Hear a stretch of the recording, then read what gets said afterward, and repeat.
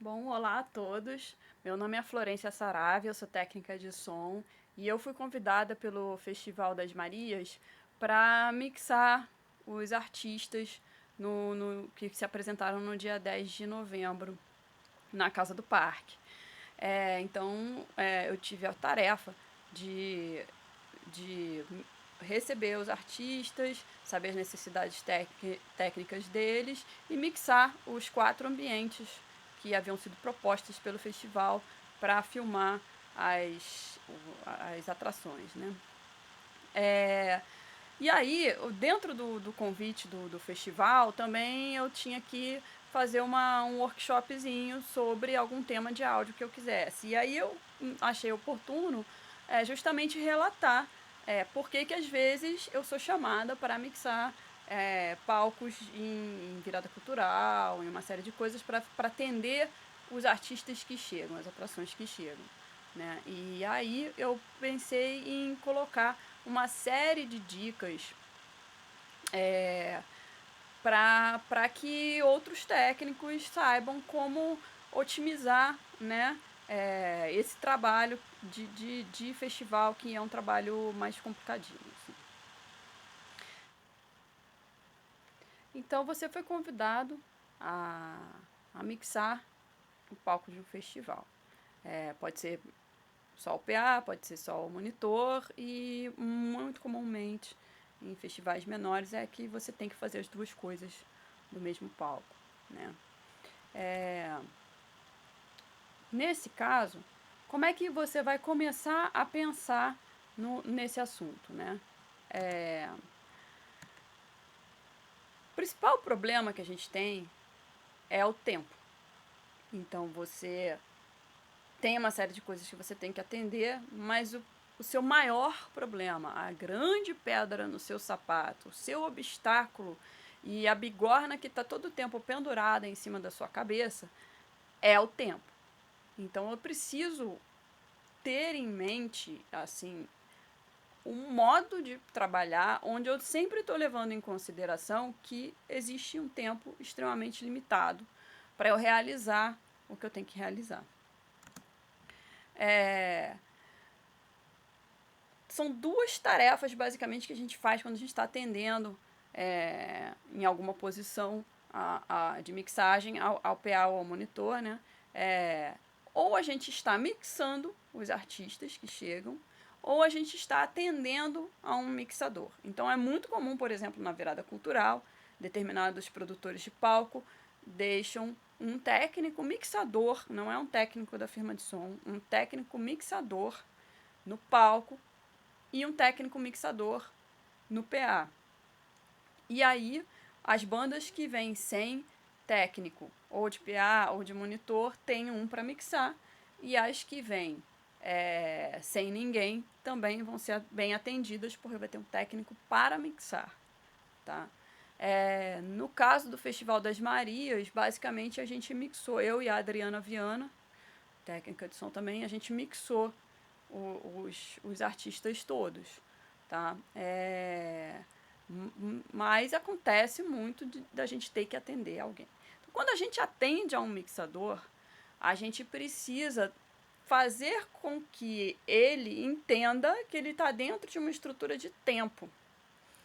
Então, muitas vezes, um artista chega, por exemplo, numa virada cultural da cidade de São Paulo, por exemplo, com exigências de mudar palco, mudar uma série de coisas que vão, na verdade, fazer com que o tempo vire um grande problema ali. Então a gente precisa, claro, para o artista, quando ele chega, o show é dele. Então ele não está preocupado se tem um show antes ou se tem um show depois. Ele está preocupado que o show dele tem que acontecer do jeito que ele quer. Então é muito importante a gente saber chegar num mixador e falar para ele, então, eu já tenho aqui algumas coisas levantadas, você quer passar a fazer a partir de uma determinada cena, você quer descarregar uma cena sua, vamos fazer o patch, então, de acordo com o patch que está feito no palco. Então, você tem que conversar com ele para fazer com que ele não faça uma passagem de som, quando tem passagem de som, e não faça uma apresentação que desrespeitem os tempos das demais atrações. Essa é uma questão muito importante. Existe o maior desrespeitado quando a gente não segue os tempos estipulados, o maior desrespeitado é o público. Essa é a primeira coisa que a gente tem que estar sempre pensando. Nós estamos fazendo uma ação porque existe um público. Se não existisse esse público, nós não estaríamos fazendo essa ação. Então, é claro, cada um chega se achando a estrela do espetáculo, mas, na verdade, a estrela é o público, tá? Então, primeira coisa, tempos devem ser respeitados porque existe um público ali planejado, principalmente numa virada cultural que eles se planejam para ir em vários palcos. Os palcos têm que funcionar nos tempos, tá? No caso de um festival como o das Marias, que era uma live filmada, o público não vai ser desrespeitado com relação a tempo porque já vai estar pronto o material. Mas existe uma equipe grande de vídeo, uma série de pessoas que precisam funcionar dentro daqueles tempos que foram pedidos. Você tem artistas chegando e saindo. A gente está numa época de isolamento onde é péssimo que os artistas se encontrem todos num camarim central, como acontece muito em festivais maiores, né? Então, isso não pode acontecer mais no momento. Então, a gente precisa, por isso, sempre estar pensando no tempo, e como eu vou fazer para que as coisas fluam o mais rápido possível. Então, sai uma banda, entra outra banda e começa a tocar imediatamente. Essa é a mentalidade que você tem que ter. Vai sair fulano e vai entrar ciclano. Como eu vou fazer para essa transição ser imperceptível, tá? Então, quando a gente vai ao técnico mixador da banda, a gente já vai conversando sobre essas coisas todas, tá? Então, a gente já organiza a nossa house para que ela atenda facilmente qualquer mixador externo, além dela me atender como mixador do festival.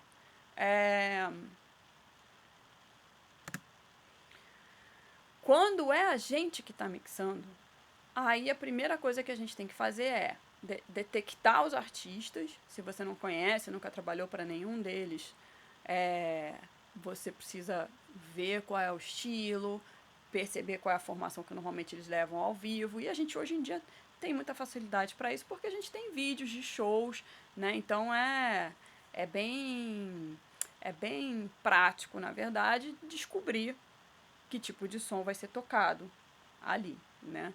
E aí, com isso, você vai começar a pensar em como você vai setar, né? Como você vai configurar a sua console para essa mixagem que você vai fazer. Além de eu preparar uma console que vai atender a todas aquelas... Uma console, digamos assim, eu vou preparar minha console para ela ser um coringa que atende a qualquer estilo que entre ali no festival para se apresentar. Eu preciso ser muito básico, muito certeiro. Então, o que você precisa ter é uma experiência sonora para o público, mas você não ensaiou com aquela banda, você nunca fez aquele show, você não conhece aquele artista, você não sabe se ele gosta de muito pouco efeito, você não sabe até onde você pode fazer viagens de efeitos. Então, você precisa, na verdade, apresentar exatamente o que está chegando na mesa de som com uma qualidade profissional. É isso que você precisa fazer. Então, é bem interessante você ter essa como se diz, essa objetividade na sua mix. Então, enquanto com artistas que a gente acompanha a nossa mix é uma experiência sonora de prazer nosso e para proporcionar prazer ao público e com um toque pessoal nosso, artístico, muitas vezes muito livre. Quando você é um mixador de festival, você vai fazer uma mixagem muito objetiva, né? Vai ser bem diferente do que você faz quando você está atendendo apenas a um artista, tá?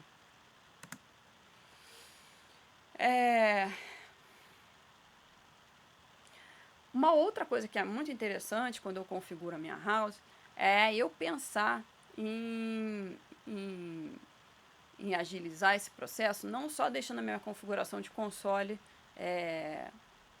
única, Então eu não fico mudando muito de configuração. Posso até mudar de cena de um artista para outro, mas eu não vou mudar de configuração de patch, de coisas internas, de efeitos, esse tipo de coisa. Eu não vou mudar isso de uma cena para outra, por exemplo, de um artista para outro. E eu também tenho que procurar o máximo possível manter um input em um mapa único. Eu vou falar disso no final, porque isso é uma coisa que é fundamental em festivais.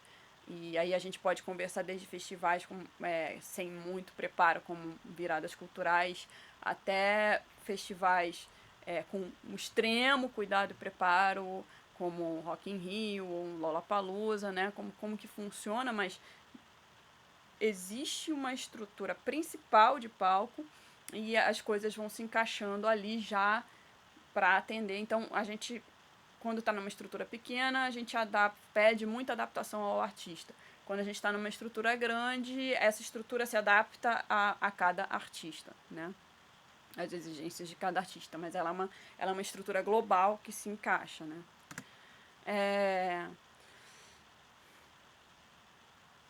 Primeira coisa que eu faço quando eu estou me preparando para mixar o festival, além de saber quem são os envolvidos, os artistas que vão se apresentar, eu também procuro conseguir o mais rápido possível rider e mapa dos artistas. Então preciso saber o que cada um deles vai precisar. Vai precisar de 3 microfones de voz, vai usar 5 teclados. O que esse artista precisa para se apresentar nesse evento. Né? Então, eu vou conseguir esses mapas, vou tentar conversar pessoalmente com os responsáveis técnicos para saber, por exemplo, se para determinado festival eles pensaram, como essa estrutura aqui é muito menor do que a gente está acostumado e tem pouco tempo de passagem de som, de montagem, a gente vai reduzir uma série de coisas, vai facilitar. Não. Acontece muito com artistas mais experientes essa questão do facilitar, né? Já aconteceu em virada cultural, eu pegar artista grande, que no meio da virada cultural virou o palco inteiro, apesar dos pedidos técnicos de que se mantivesse sempre a mesma montagem e o artista se encaixasse ali. Mas é um pouco de falta de noção do entorno, das coisas, de que tem outras apresentações, outros artistas, outras equipes chegando e que a gente precisa fazer o nosso espetáculo da melhor maneira possível, com uma certa flexibilidade com relação a determinadas coisas, né? Mas a gente procura obter esses mapas de palco e esses riders de som o mais rápido possível. Por quê? Porque eu vou ter que dar uma contraproposta. Então, eu vou receber essas coisas todas, vou analisar, vou conversar com a firma de som que foi contratada e a gente vai chegar a uma conclusão sobre que equipamento que a gente pode colocar dentro daquele orçamento naquele festival. Então, com isso, a gente vai devolver para os artistas como nós vamos atendê-los, que a gente chama de contra-rider. Então, muitas vezes o contra-rider é idêntico ao que o artista pediu, mas na maioria das vezes não, tem que ter alguma adaptação de algum equipamento, alguma marca. Quando nós somos a banda, é muito importante a gente ter essa noção de meu show e meu show dentro de um festival. E também a gente precisa ter essas questões técnicas elaboradas. Então eu falo, a primeira coisa que o técnico do festival vai fazer é entrar em contato com a sua equipe para saber o que vocês precisam. Então, portanto, você mesmo tem que saber o que você precisa. Então, o que acontece muito com artistas que estão começando, com artistas muito alternativos, é que não existe uma noção do que ele precisa, né? E não existe... isso não está delimitado, assim, o que ele precisa para para se apresentar bem, para ser bem atendido. Ele precisa ter as necessidades técnicas, né? Então, quando a gente faz rider, a gente já tem alguma experiência, faz os nossos riders, a gente já pensa num rider que é facilmente adaptado a festivais, tá? Eu sempre faço isso, sempre tenho em mente, assim, num festival posso fazer assim se não for atendida no meu equipamento, e eu sempre tento facilitar o meu rider, para o meu rider ser facilmente atendido, tá? Então, nunca vou elaborar um rider muito complicado, nunca, mesmo que seja para o meu show, porque se eu faço um rider muito complicado, eu encareço a estrutura do meu show. E com isso eu acabo em vários momentos tendo que renegociar o que eu tô pedindo. Ah, mas não vai dar para botar esses equipamentos que você está pedindo porque está ficando muito caro. Então você tem que enxugar, deixar tudo muito bom e compacto para que não haja essa abertura para que venham negociar a sua estrutura, tá? Então sempre pense nesse assim, nesse aspecto da sua segurança técnica, né? Eu não quero negociar o meu equipamento, então vou fazer um rider que eu nunca vou precisar fazer isso, tá? Mas, claro, você tem rider com valor 1, 2, 3, porque tem artistas que rodam em circuitos de valores de orçamento diferentes, mas no meu artista número 1, do orçamento mais caro, eu tenho um equipamento ali que eu vou sempre achar em qualquer lugar do mundo, em qualquer festival dá para atender, não tenho que ficar sucateando o meu rider para fazer o meu show, tá? Como que a gente começa então a elaborar esse rider de som quando a gente é o artista? Então vou falar rapidamente porque eu já fiz uma aula disso no festival da Universidade do Rio Grande do Norte e da Faculdade de Tatuí de Música, que é o FIMUCA. Eu fiz uma live sobre como fazer o seu rider de som, tá? Mas a gente começa a elaborar o rider de som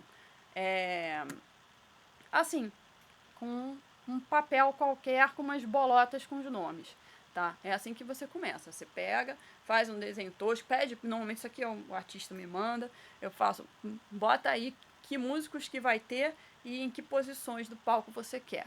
E aí ele faz isso daí e a partir disso vai acontecer tudo, tá? A partir disso eu vou elaborar um rider desse tipo. Esse rider, aqui não dá para enxergar muito bem, acho que eu também não vou conseguir mostrar ele muito bem.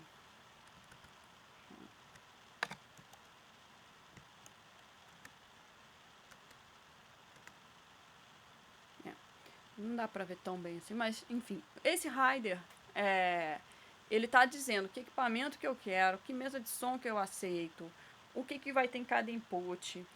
Uma coisa muito importante, por exemplo, é seguir alguns padrões de mercado. Então, por exemplo, a gente normalmente coloca o bumbo no canal 1. Não existe nenhum impedimento técnico para que você coloque o bumbo no canal 25. Mas, na hora de adaptar seu rider a situações de festival, isso vai dar problema, tá? Então, todo mundo bota o bumbo no canal 1, porque vai chegar no festival e já tá tudo meio montado para você, tá bom? Tem, além das especificações de equipamento que podem ser usadas, como que eu quero que coloque o PA, tem as vias de monitor, como que eu quero que fique a mesa de monitor, eu especifico uma série de coisas. Eu digo quais são os canais, porque eu liguei para cada uma daquelas bolotas lá que são que são os músicos, e conversei com eles, com cada um, quantos canais de teclado você vai usar, o que você vai levar de bateria, tá, tem 2 tontons, tem 3 tontons, o que a gente vai ter, né? E aí eu elaboro um input list, um output list, ou seja, para onde as saídas da mesa têm que estar endereçadas para fazer os monitores, né? A minha lista de backline são os equipamentos acessórios dos instrumentos. Então, eu preciso de uma estante de partitura, eu preciso de um amplificador de guitarra, eu preciso de um amplificador de baixo, preciso que vocês forneçam uma bateria completa com tais ferragens, com banquinho, sem banquinho, com pedal de bumbo, sem pedal de bumbo, com 2 máquinas de chimbal, enfim, todas essas coisas eu vou especificar no meu backline, na minha lista de backline. E coloco os extras. Preciso de um banquinho alto para cantor, uma mesinha para colocar água, um plástico preto para cobrir um elemento de cenário ou uma bateria eletrônica feia, alguma coisa assim. Então eu tenho que ter a minha lista de extras, tudo que eu vou pedir para o palco, que eu preciso ter no palco para realizar, eu coloco no meu rider de som, tá? O pessoal da luz vai fazer um rider de luz, onde eles vão a única hora que a gente se junta mesmo com o pessoal da luz é para conversar sobre o mapa de palco, as posições dos músicos, etc. Aí a gente conversa. E um contato, porque Eu, por exemplo, recebendo um rider que já tem o contato do responsável técnico, já entro em contato com ele sem nem passar pelo artista. Então já converso diretamente com alguém que vai saber responder as minhas perguntas com os mesmos termos que eu preciso, né? Como vai responder tecnicamente as minhas perguntas.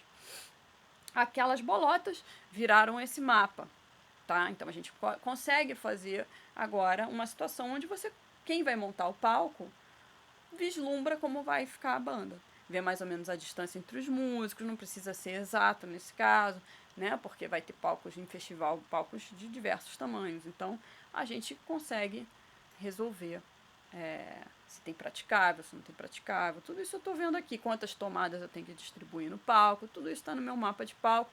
Também está no meu rider de som. Agora, no caso de eu ter um input fixo, por exemplo, numa virada cultural, isso acontece muito, né? Os diretores de palco fazem isso muito. Eu preciso informar os responsáveis dos artistas, tá? Eu preciso dizer para eles quantos canais eles têm disponível,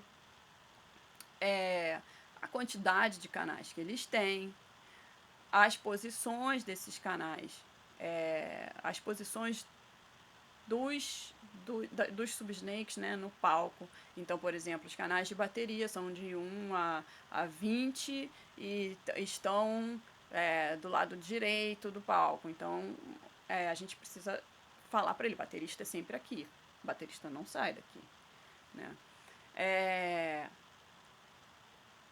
E aí, a partir daí, começar essa negociação.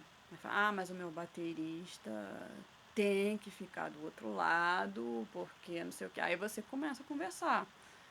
Então, a gente tem 10 minutos para virar e fazer line check, não sei o que. Então, vamos lá. Já vai estar montado, já vai estar checado do show anterior, não vai ter canal dando problema de um show para outro, é raro, né?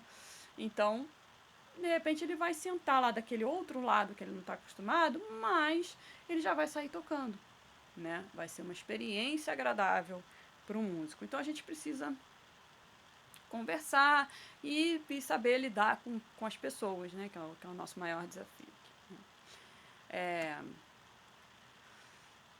No caso do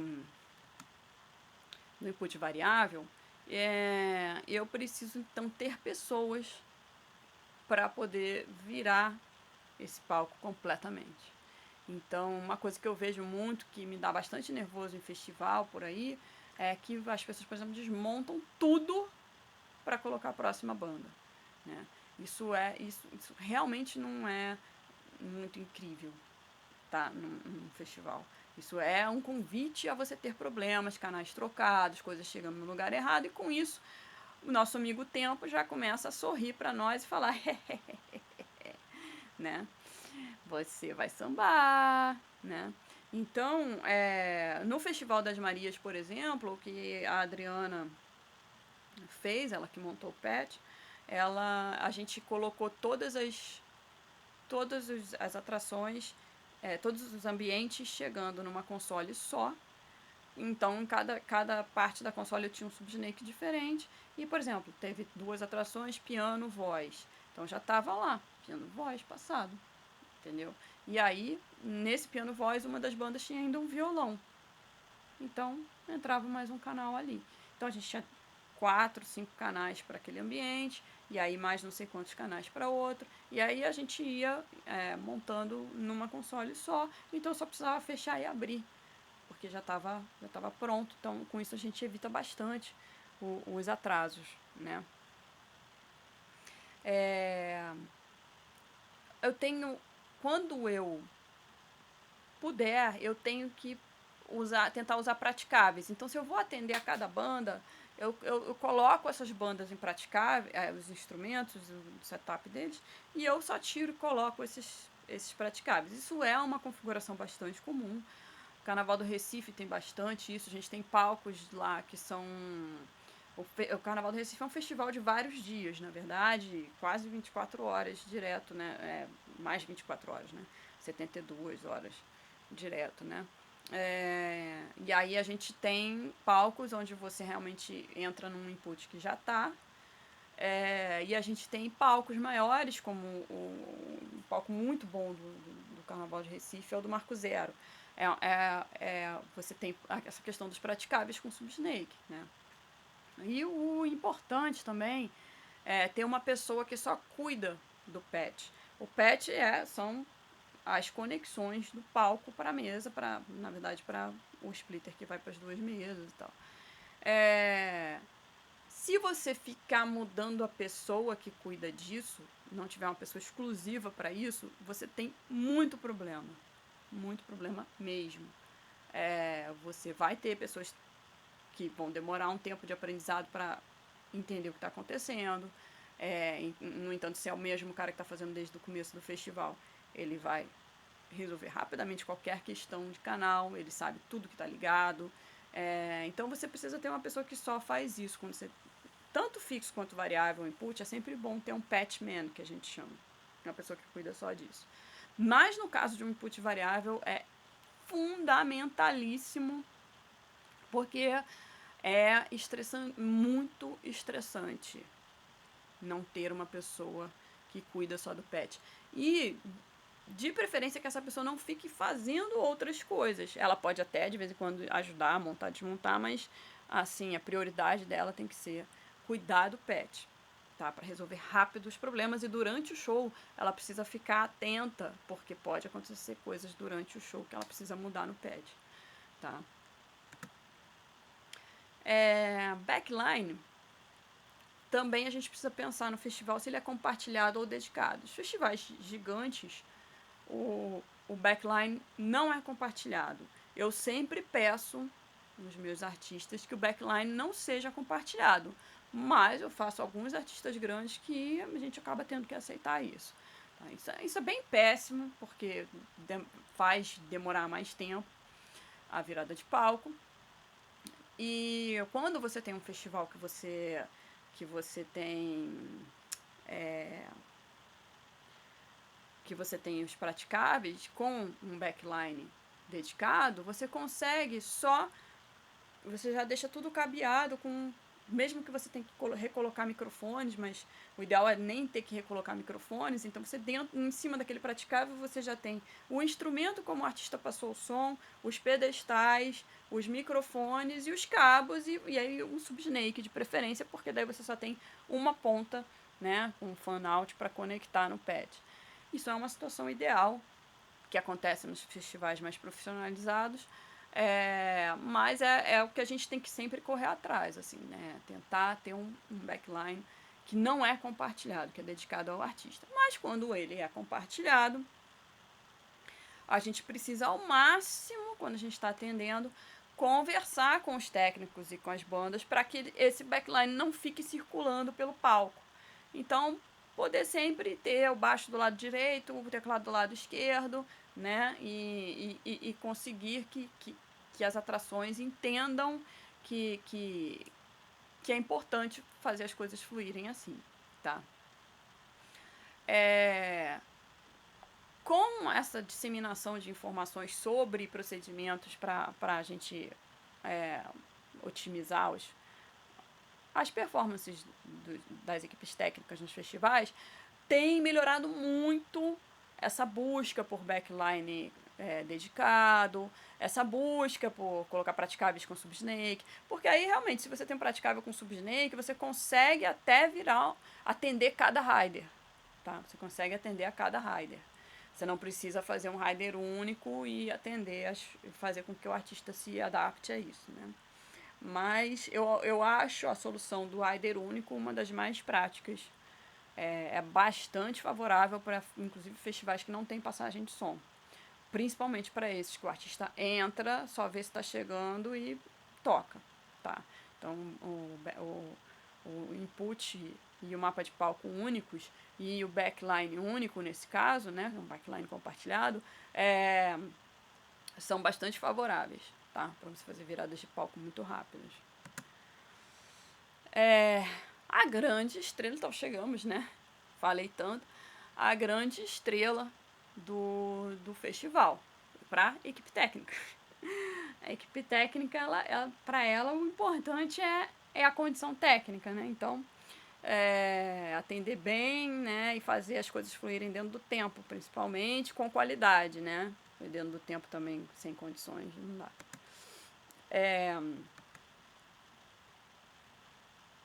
Isso aqui é um rider único.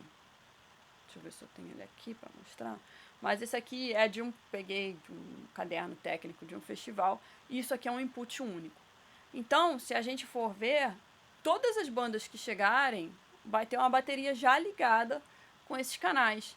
E ele usa esses canais todos se ele quiser ou não. A gente já tem os canais de percussão já conectados, então o percussionista pode até chegar com as congas dele, mas já tem um setup. As congas já estão chegando em determinado canal e de repente já fizeram 3 shows funcionando bem e já timbradas, né? Então, esse tipo de configuração é extremamente favorável para que as coisas fluam muito bem. Agora, qual é o problema? A gente está lidando com artistas que sempre consideram que eles estão numa condição muito especial, tipo, eles são diferentes de todo mundo, assim, então, meu bumbo tem que ser no 25, então a gente precisa conversar essas coisas, apresentar esses riders sempre com antecedência, o que não acontece muito em festivais, principalmente que tem dinheiro público envolvido, tá? Esse tipo de festival é muito complicado porque você nunca tem uma definição com muita antecedência, tá? O festival, o Carnaval do Recife, virada cultural da cidade, as viradas do interior, muitas vezes a gente sabe o que vai ter para trabalhar na véspera, tá? A gente não sabe nem qual é a firma que vai atender, né? Então, é muito, é muito bom quando a gente encontra esse tipo de configuração de diretor técnico, assim, não, então, já fiz um input único, tem tudo para te atender, é só você entrar aqui, ó, o seu teclado não vai estar no 1112, vai estar no 1718. Você pega a sua cena e você fala assim: eu posso descarregar minha cena? Pode descarregar a sua cena. Você descarrega a sua cena e só muda o patch virtual. Como eu estava falando com vocês, muda o patch virtual. Aqui meus canais de teclado são 1112, eu boto agora 1718 na entrada. E pronto, mudo isso. É muito rápido, muito prático, faz as coisas fluírem e o tempo fica seu amigo, né? Não fica seu grande trollador, né? Aqui também, nesse input único, a gente tem o output único. Os monitores são esses. Eles estão aqui. O que você são essas vias, e o que você consegue mudar neles é simplesmente um toquezinho aqui e ali na posição deles, mas nada de pegar a via 1, que está ali como centro, e botar lá para trás. Não vai acontecer isso, né? Essa é a lógica de funcionamento que você vai passar para as atrações que se apresentarem ali, tá?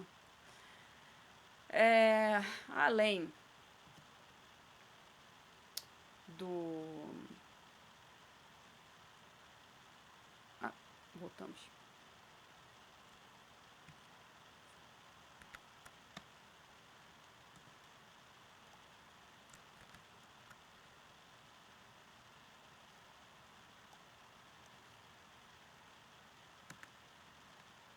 Aqui a gente tem um mapa de palco único. Esse mapa ele está mostrando para você onde vai ter um painel de LED, então não dá para o artista chegar e falar, eu vou tirar esse painel de LED daqui, né? Eu trabalho com artistas que têm cenografia e muitas vezes esses painéis de LED de festival eles atrapalham. Então a gente até em alguns tem uma cenografia para painel de LED, então a gente faz projeções no LED, né? Então o desenho de luz muda e a gente tem coisas projetadas no LED, fica bastante interessante. Mas a gente tem artistas que não. Então, nesse caso, que são artistas que têm uma cenografia mais teatral e tal, a gente conversa com os diretores técnicos e cobre com um tecido no nosso momento, já deixa aquele tecido recolhido, aí no momento do nosso show já cobre o painel, desliga o painel naquela hora e faz o nosso show com a nossa cenografia. Uma coisa muito complicada para festival é cenografia. Então, tem que pensar muito na cenografia, contemplando a possibilidade de festival, que é muito grande. Então, eu acho que hoje em dia, inclusive, a gente precisa pensar no formato de streaming também. Então, como vai ser minha cenografia para um formato de live? Como vai ser o meu input para um formato de live? Como é que vai ser meu monitor para um formato de live? Muda bastante, porque a gente tem outro tipo de espaço, a gente tem uma outra interação com o público, a gente não tem público, né? Então, como se faz essa interação, né? A gente tem a questão das câmeras e a gente tem uma filmagem, na verdade. Então, como a gente vai se comportar, como vai ser o nosso rider técnico, tanto de som quanto de luz, quanto de cenografia, para um determinado formato que não é o do meu show apenas num teatro ou ao ar livre, né? Então, aqui tá vendo? É isso. O músico da banda chega, ele se posiciona onde está escrito violão. Por exemplo, se ele toca violão, ele vai entrar e vai se posicionar ali com o violão dele, tá? Claro que quando a gente elabora essas configurações únicas, a gente faz uma média que atenda às posições de todos, né? Então, pode ser que numa banda guitarra e baixo estejam invertidos, mas em 5 bandas eles estão desses lados. Então, a gente pede para que aquela única banda que é invertida, por favor, se adapte a essa situação, porque vai ser melhor para todos. Ele vai entrar e vai tocar. O show dele vai ser bom, né? Então a gente já apresenta as coisas de uma forma que também vai facilitar a aceitação por parte dos músicos. Por quê? Porque tá parecido com o rider de todo mundo, tá? Com o mapa de palco de todo mundo. Tá parecido, tá? Então é muito importante ter essa mentalidade de ser objetivo, de ser fluido, de ser rápido, de facilitar. A gente precisa facilitar quando a gente está atendendo em festivais, tá? Depois a gente tem a questão do atendimento mesmo, né? Como eu vou me comportar. Então eu sempre falo para as pessoas que toda essa parte técnica, toda essa parte, esse preparo anterior, ele é importante para a gente ter uma estrutura para começar a trabalhar. Então, essas coisas todas são para que o trabalho flua bem. Só que o trabalho não é só técnica, nem só uma questão do meu gosto estético, né? O trabalho também envolve pessoas. E as pessoas se comportam. E aí elas podem se comportar bem ou mal. E tem muita gente que em situações coletivas não se comporta muito bem. Então a gente precisa saber conversar. A gente precisa saber colocar essas coisas todas, principalmente restrição. A gente precisa saber muito como falar que existe uma restrição. Então, como que a gente vai falar para o artista, para a atração que está sendo convidada para participar, que, pô, seu baixo é desse lado, mas hoje vai ser do outro, né? Então, tudo isso dá um diferencial muito grande para o técnico que está atendendo. Então, você saber, além de mixar, saber conversar para saber o que o artista deseja, o que ele não quer que você faça na mix. Ele pode falar assim, o que acontece muito em festival é que o pessoal bota o bumbo muito alto porque acha que minha vibe é não sei o quê, mas não é. O alto é a conga, tem que ser a conga. Então, esse tipo de informação é preciosíssima. Então você precisa ter esse tipo de informação para atender bem. Então você precisa saber conversar com os artistas. Normalmente é durante a montagem. Chegou o artista, chegou com o técnico dele, já cola ali, já conversa. E aí, eu vou mixar aqui seu monitor, né? Virada cultural. Então, a gente pensou para facilitar, eu peguei aqui o seu rider, olha só, a gente fez esse outro aqui, então pensei que de repente a gente pode mudar aqui só o guitarrista de lugar com o tecladista, e aí já tá tudo pronto, é só entrar, fazer lá em check, vocês já podem fazer o show.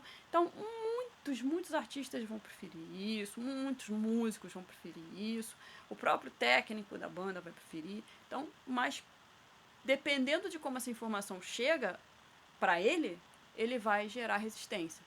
Então você fala para ele, olha só, não vai dar para fazer o seu mapa de palco, você vai ter que fazer outra coisa, vai ter que se adaptar, porque não sei o que. Aí pronto.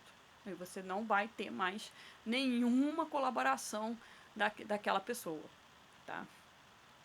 Então você precisa realmente saber falar as coisas. Uma pessoa que eu considero que é um mestre no atendimento, em saber falar, em desenrolar questões, em lidar com gente surtada no palco, no meio do festival. Tem duas que são incríveis, mas uma que é diretora técnica mesmo é a Adriana Viana, que fez o Festival das Marias. Ela realmente é uma pessoa que sabe se comportar, é um diferencial muito grande no trabalho dela. Ela sabe se colocar, ela sabe chegar, ela sabe conversar com a equipe de som, ela sabe conversar com o artista, ela sabe conversar com o empresário do artista. Ela sabe tratar todo mundo bem, e dessa forma você gera colaboração. Então as pessoas se sentem parte do trabalho e elas querem fazer com que o trabalho saia bem, em vez de resistir a essas pequenas mudanças que você está pedindo por causa do tempo, tá? Você também tem que chegar querendo fazer um bom trabalho, tá? Então você tem que chegar querendo mixar bem. Você tem que mostrar que toda a sua intenção é realizar um bom trabalho para o artista. E dessa forma o artista vai confiar a você as informações que você precisa para fazer esse bom trabalho, tá? A outra questão é ser muito objetivo e básico na sua mixagem. Tente transmitir exatamente o que está chegando para você, tá? Porque é esse som que é o do artista, é esse som que é o da atração que está sendo transmitida para o público. Então, é muito ruim você tentar fazer outras coisas, inventar, colocar um efeito, equalizar demais determinada coisa. Tenta não fazer isso, porque você não foi o técnico escolhido para fazer isso. Você é o técnico que ele está tendo que ter naquela hora. Então você precisa gerar essa confiança de que você não vai fazer nenhuma presepada, nenhuma inovação sonora no PA. E aí, uma questão muito importante é saber também conversar com os caras que estão junto com você nesse atendimento, porque você está mixando, mas existe gente que está montando palco, existe uma equipe provavelmente de holds que está ali participando. Então você tem uma série de pessoas que também tem que se sentir com boa vontade para fazer um bom trabalho para o artista, e pessoas que de repente vão receber tratamentos ruins por parte dos artistas, e que você tem que estar ali para ajudar essa pessoa e falar para ela: eu tô com você, estamos juntos e o nosso trabalho vai dar certo porque a gente está junto, né? Isso é uma coisa muito importante. Tripudiar a equipe técnica de palco é uma das piores posturas que você pode ter na sua vida, porque é uma coisa que fecha muitas portas. Não são só os artistas que abrem portas para os técnicos. As equipes técnicas e firmas de som também abrem e fecham oportunidades para gente. Então, quando você vai bem com uma determinada equipe de som e você é bem atendido por eles, e você reconhece esse bom atendimento, e você trabalha junto com essa equipe, para sempre você vai ser bem atendido por essa equipe, tá? Então isso acontece bastante com os técnicos que mais top. Eles se comportam muito bem normalmente, eles são pessoas que estão num outro humor também, porque estão em outro nível de trabalho também, mas sempre vão querer te receber, porque, eu não vou ter que receber aquele azedo mal educado que vai me tripudiar, entendeu? Então acredito fortemente que é muito importante a gente não só tirar um bom som, a gente saber se comportar em todo o espectro, tá? Em 360 graus da nossa existência ali no festival, tá? Então, eu acho, por exemplo, tripudiar carregador, tratar mal, ou achar cara invisível, todas essas coisas vão virar empecilhos para a fluência do seu trabalho, tá? Porque vai ser uma pessoa que não vai mover um dedo para te ajudar num momento que você precise. E tem muitos momentos de estresse e de situações inimagináveis, né?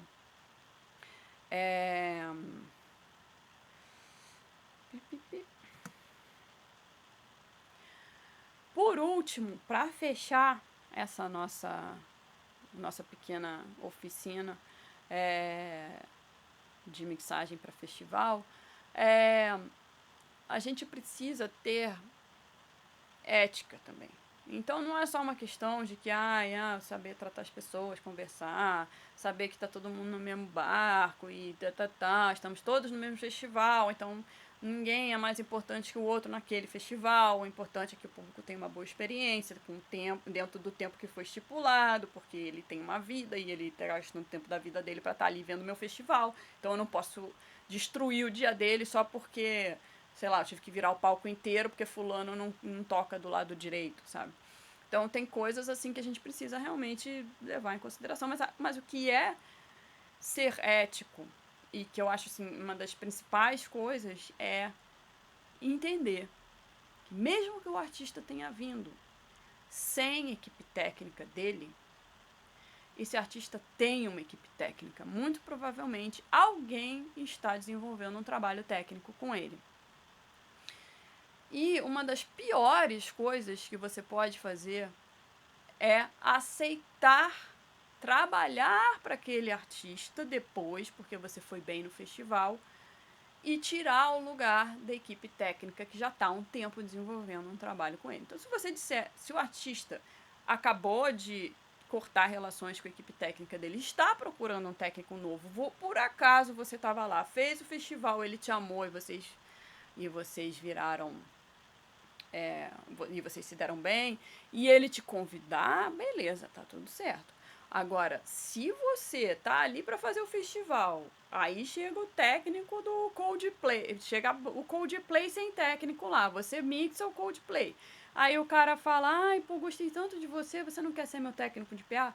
Não, você não quer ser o técnico de PA do Coldplay. Nenhum dinheiro no mundo vai valer o que vai acontecer a partir daí com a sua carreira. Tá? Então, não. Todo artista tem a sua equipe. Não vai, inclusive eu já vi isso acontecer. Não vai no camarim se oferecer como técnico de mixagem. Não vai no camarim se oferecer. Eu mixo um monitor também fora da firma, fora do festival. Não interessa. Você tá ali para fazer esse trabalho.